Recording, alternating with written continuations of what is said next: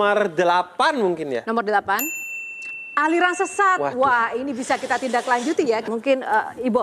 Gini nih Bib, masalah kembali kepada pemuda tersesat gitu kan. Pemuda tersesat itu dianggap oleh orang-orang yang beragama sudah lama, seperti Habib di dalam grup WhatsApp untuk teman-temannya yang memang berilmu, itu menjadi keminderan untuk teman-teman yang pemuda tersesat ini gitu. Dianggap sudah sesat, bergabung bersama dengan orang-orang yang sudah baik. Kalau kita kan lihatnya dari luar itu kan orang-orang yang baik gitu. Gimana caranya Habib, kalau misalkan mendengar Habib berbicara saja, saya mau.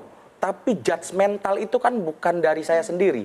Judgmental itu dari orang-orang beragama sendiri, Bib. Nah, bagaimana caranya supaya saya bisa diterima juga dan tidak dianggap sebagai aliran sesat yang masuk kepada orang-orang yang baik.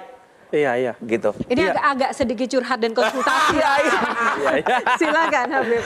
Perasaan tersesat itu penting agar kita terus bertumbuh gitu. Bagi saya orang itu berhenti pintar ketika dia sudah merasa pintar gitu. Maka perasaan bahwa kita masih bodoh itu penting untuk terus kita belajar sehingga kita akan menjaga sebagai pribadi yang pintar. Nah, sebenarnya pemuda tersesat itu. Gini Beb, dalam beberapa kasus kita sering melihat bahwa antara tokoh agama dengan agama itu jadi satu kesatuan. Padahal itu kan dua hal yang berbeda. Jadi seringkali yang disalahkan itu adalah agamanya karena tingkah si tokoh agamanya yang boleh jadi itu memang sudah keluar dari konteks yang seharusnya. Nah, di titik ini yang sering terjadi adalah kultus individu. Oh, itu karena si A, si B, Ustadz A, Ustadz B, atau pendeta A, pendeta B. Nah, dampaknya menurut saya luar biasa, apalagi di media sosial. Menurut saya ada satu prinsip di kalangan para habaib itu yang disebut sebagai waro. Waro itu adalah kehati-hatian. Nah, itu yang hilang di iklim media sosial kita. Kita itu betul-betul tidak hati-hati. Kenapa? Karena imajinasi virtual itu membuat seolah-olah kita itu sendiri.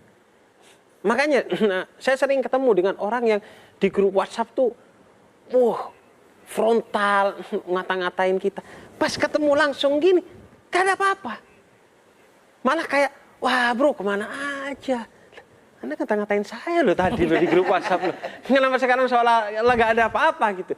Makanya itu kan karena ruang virtual itu menjadi bahkan lebih nyata dari ruang nyata.